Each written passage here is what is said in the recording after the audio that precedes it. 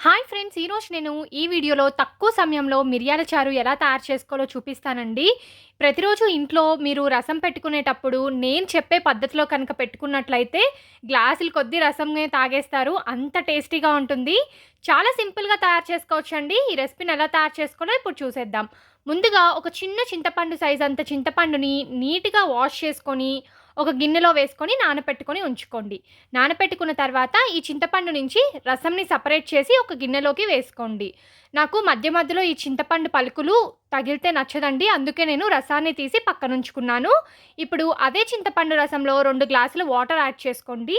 అలాగే కొత్తిమీర, ఒక పెద్ద టమాటాని యాడ్ చేసుకొని దీనంతటిని కూడా బాగా మిక్స్ చేసుకోవాలి. ఇలా మనము టమాటాని, కొత్తిమీరని ఇలా పిసుక్కుంటూ కనుక చేసుకున్నట్లయితే ఈ ఫ్లేవర్ అంతా కూడా చింతపండు రసంలోకి యాడ్ అయ్యి టేస్ట్ చాలా బావుంటుంది. ఇప్పుడు ఇందులో రుచికి సరిపడినంత ఉప్పుని యాడ్ చేసుకొని పక్కనుంచేసుకోండి. ఇప్పుడు ఒక మిక్సీ జార్‌లో ఒక టేబుల్ స్పూన్ మిరియాలని యాడ్ చేసుకోండి. 2 టేబుల్ స్పూన్ల జీలకర్రని యాడ్ చేసుకోండి. 1 టేబుల్ స్పూన్ ధనియాలని యాడ్ చేసుకోండి.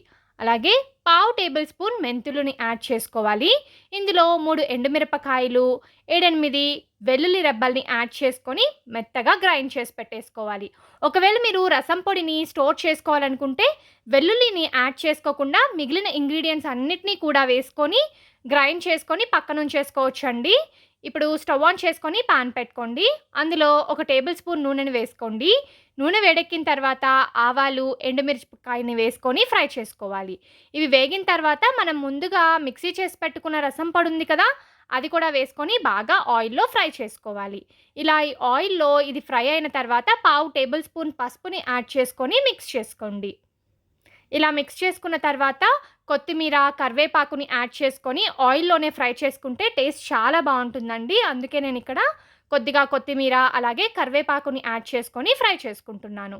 ఇప్పుడు వీటిల్ని ఫ్రై చేసుకున్న తర్వాత ముందుగా మనము చింతపండు రసాన్ని పక్కనుంచి పెట్టుకున్నాం కదా! ఆ చింతపండు రసాన్ని పాన్‌లో యాడ్ చేసుకొని ఒకసారి మిక్స్ చేసుకొని టేస్ట్ చూసుకోండి. ఉప్పు సరిపోకపోతే ఉప్పుని యాడ్ చేసుకొని మిక్స్ చేసుకోవాలి. ఇప్పుడు మంటని మీడియం ఫ్లేమ్‌లో పెట్టుకొని రసాన్ని మరిగించుకోండి. రసం ఎక్కువ మరగాల్సిన అవసరం లేదండి. కొద్దిగా ఇలా మరిగితే సరిపోతుంది. ఇప్పుడు స్టవ్ ఆఫ్ చేసుకొని సర్వ్ చేసుకోండి. అంతే, ఎంతో టేస్టీగా ఉండే మిరియాల రసం రెడీ. చూసారు కదా ఫ్రెండ్స్, రసం రెసిపీని ఎంత ఈజీగా తయారు చేసుకోవచ్చో, టేస్ట్ కూడా అద్భుతంగా ఉంటుంది. తప్పకుండా ఈ రెసిపీని ట్రై చేసి చూడండి.